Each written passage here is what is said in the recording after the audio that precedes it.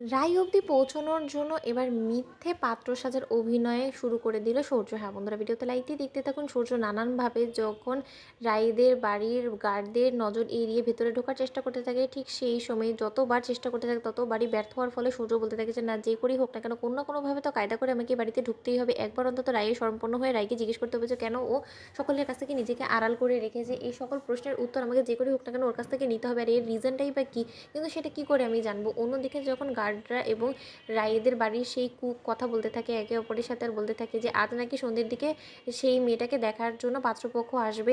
এবার তাদের জন্যই এত যোগাড়যন্ত্র, এত আয়োজন করা হচ্ছে। না জানি কোন বড়লোক বাড়ির ছেলে আসছে এই মেয়েকে নেয়ার জন্য, ঠাকুরই জানে। অন্যদিকে এই কথা শোনা মাত্র সূর্য বলতে থাকে যে ব্যাস, এই একটা সুযোগ পেয়েছি, এই সুযোগটাকে কোনো মতেই আমাকে হাতছাড়া করতে দেওয়া যাবে না। যে করেই হোক না কেন সেই পাত্রপক্ষকে আমাকে প্রয়োজনে সেই পাত্রকে গুম করে হলেও তাদের জায়গায় আমাকে চলে আসতে হবে। কিন্তু তার আগে আমাকে আর যে হোক না কেন একটা বাবা মা সাজিয়ে কাউকে আনতে হবে যারা কিনা আমার সাথে এই অভিনয়ে যোগ দিতে পারবে। আর যাই হোক না কেন রাইদের সামনাসামনি যখন হবো সেটা অন্তত বিশ্বাসযোগ্য তো হতে হবে, নয়তো বা তারা আমাকে তাৎক্ষণিকই ঘাট ধাক্কা দিয়ে বাড়ি থেকে বার করে দেবে।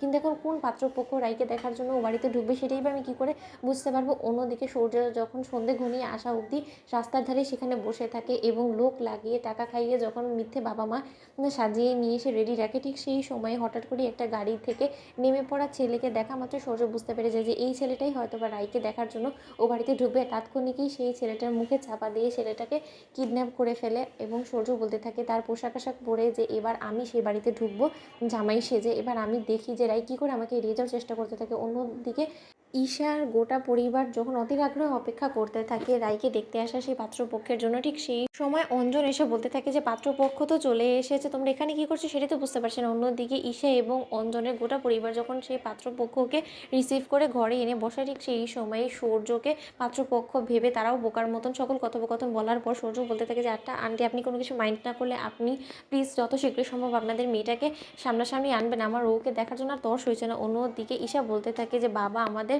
পাত্রীকে দেখার জন্য ছেলেটার একদম তর্স হয়েছে না। বিয়ের আগে এতটা অস্থিরতা ভালো না, কারণ লোক লজ্জারও তো কিছুটা হলেও মাথায় রাখতে হয় কথা, তাই না? তখন সূর্য বলতে থাকে যে প্লিজ আপনারা কিছু মাইন্ড না করলে প্লিজ নিয়ে আসবেন। তখন রাইকে সামনাসামনি দেখা মাত্রই রাই যখন কোনো মতে সূর্যকে থেকে চিনতে না পারে, সেই জিনিসটা সূর্যের অবাক লাগে। সূর্য ভাবতে থাকে যে ব্যাপারটা কী হলো, কিছু তো বুঝতে পারছে না। রাই আমাকে সামনাসামনি দেখা সত্ত্বেও এখনও পর্যন্ত কোনো কথা বলছে না কেন, ওকে আমাকে চিনতে পারছে না, চিনতে পারছে নাই বা কেন, আমি তো সেটাই বুঝতে পারছি না। অন্যদিকে যখন সূর্যের বাবা মা সেজে আসা লোকগুলো বলতে থাকে যে আচ্ছা, পাত্রপাত্রী না হয় একটু অন্য কোথাও গিয়ে একান্তে কিছুটা কথা বলুক, আপনাদের যদি আপত্তি না থাকে। ঠিক সেই সময় সূর্য বলতে থাকে যে এবার যে করেই হোক না কেন রাইয়ের কাছ থেকে সকল কথা আমাকে আদায় করে নিতেই হবে। অন্যদিকে রাই বলতে থাকে যে আমি এই বিয়ের জন্য মোটেও রাজি না। তো বন্ধুরা, ভিডিও ভালো লাগলে লাইক এবং শেয়ার সাবস্ক্রাইব করতে ভুলো না।